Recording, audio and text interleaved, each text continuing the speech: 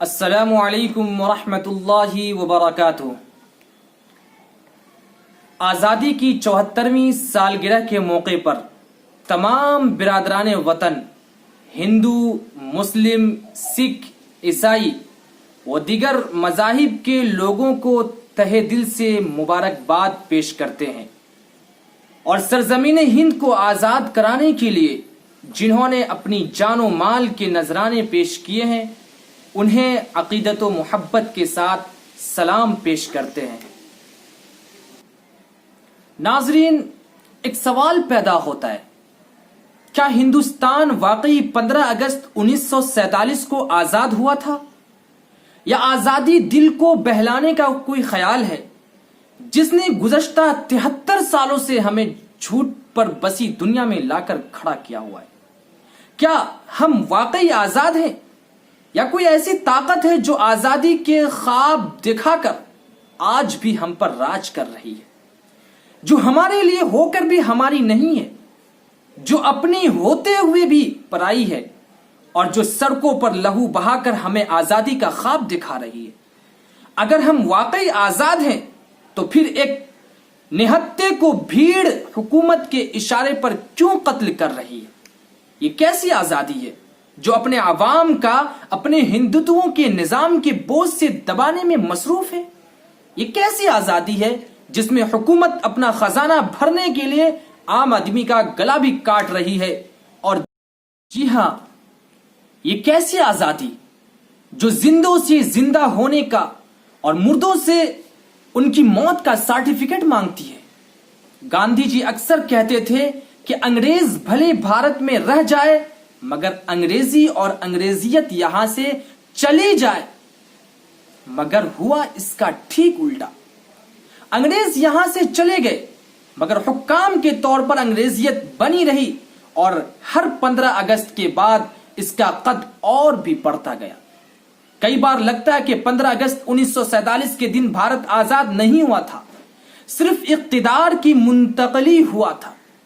پہلے جن قوانین کے دم پر انگریز ہم پر راج کرتے تھے آج انہی کے دم پر ہماری حکومت کرتی ہے۔ آج کا بندوبست بھی انگریزی تہذیب کی طرح نظر آتی ہے۔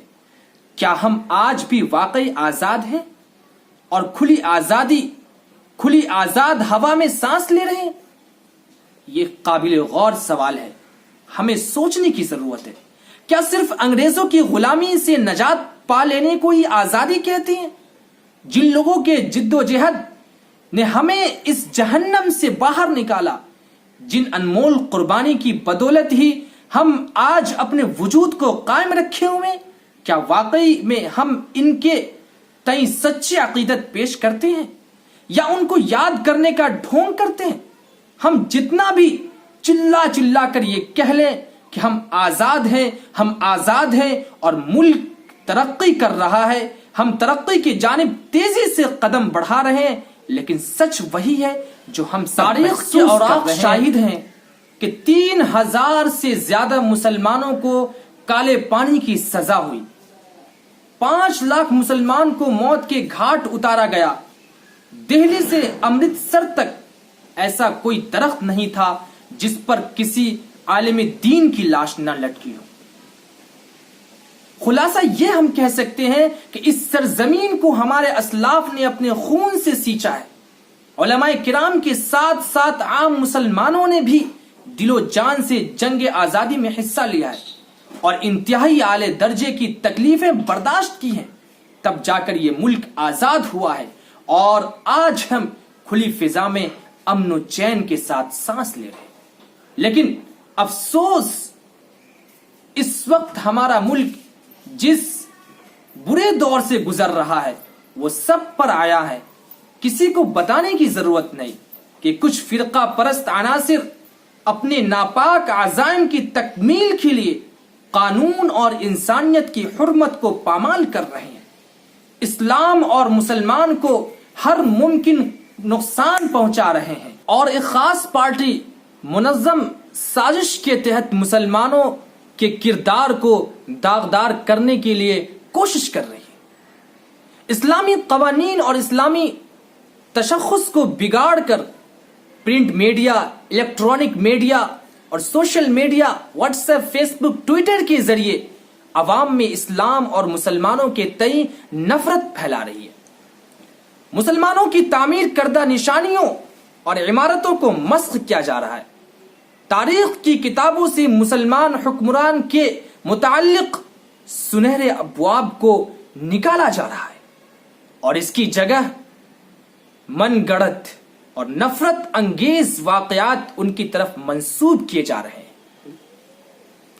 जी हां, इतना ही नहीं, ये इसलिए ताकि एक सादा लौह और तारीख का तालिब इल्म ये समझे कि ये हिंदुस्तान में सिर्फ और सिर्फ धर्म परिवर्तन के लिए आए थे। लेकिन हकीकत है कि हिंदुस्तान की आजादी में मुसलमानों ने दूसरे कौमों के मुकाबले में बड़ी बड़ी कुर्बानियां पेश की हैं।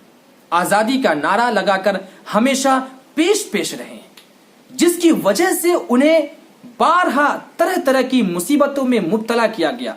फिर भी उन मुजाहिदीन आजादी ने मुल्क को मिल्लत की आबियारी के लिए अपनी कीमतें जानें कुर्बान कर दी।